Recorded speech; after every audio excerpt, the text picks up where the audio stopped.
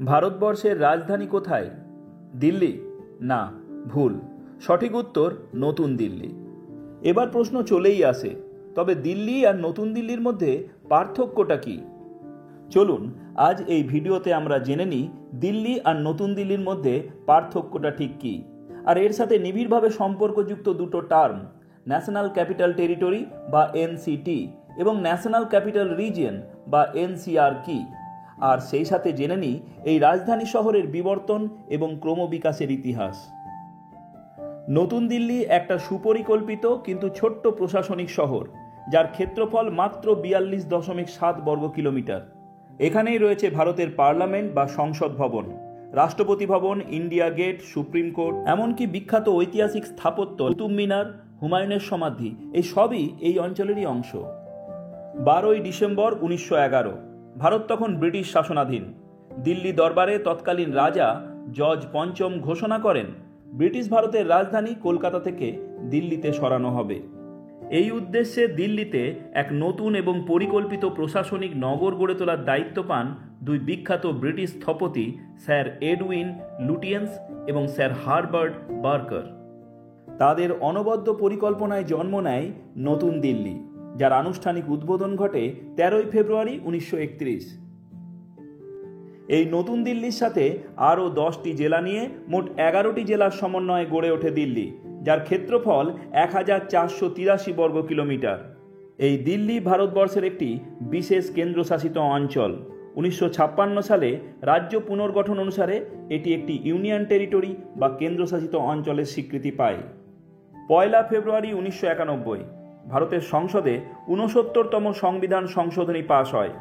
এরপর 1 ফেব্রুয়ারি 1992 দিল্লি কেন্দ্রশাসিত অঞ্চলটির নতুন নামকরণ করা হয়, national capital territory of Delhi, সংক্ষেপে এনসিটি। আর এর সাথেই দিল্লি পায় নিজস্ব বিধানসভা, নির্বাচিত মুখ্যমন্ত্রী এবং মন্ত্রিসভা। তবে ভারতবর্ষের দিল্লি একমাত্র কেন্দ্রশাসিত অঞ্চল নয় যার নিজস্ব বিধানসভা এবং নির্বাচিত মুখ্যমন্ত্রী রয়েছে। তোমরা কি জানো ভারতবর্ষের আর কোন কেন্দ্রশাসিত অঞ্চলের বা কোন কেন্দ্রশাসিত অঞ্চলের বিধানসভা এবং নির্বাচিত মুখ্যমন্ত্রী রয়েছে? জানলে অবশ্যই কমেন্টে জানিও। সময়ের সাথে সাথে দিল্লি আকার এবং আয়তনে ক্রমশ বড় হয়েছে। এই দিল্লি কেন্দ্রশাসিত অঞ্চল বা ন্যাশনাল ক্যাপিটাল টেরিটরি তার চতুর্দিকে বিভিন্ন রাজ্য যথা হরিয়ানা, উত্তরপ্রদেশ এবং রাজস্থানের আরও 24টি জেলাকে সম্মিলিত করে এক বিশাল এবং সুবৃহৎ নগরাঞ্চল বা মেট্রোপলিটনের বিকাশ ঘটিয়েছে। এই সুবৃহৎ নগরাঞ্চলটির প্রশাসনিক নাম ন্যাশনাল ক্যাপিটাল রিজিয়ন বা এনসিআর, যার ক্ষেত্রফল প্রায় 55,083 বর্গ কিলোমিটার।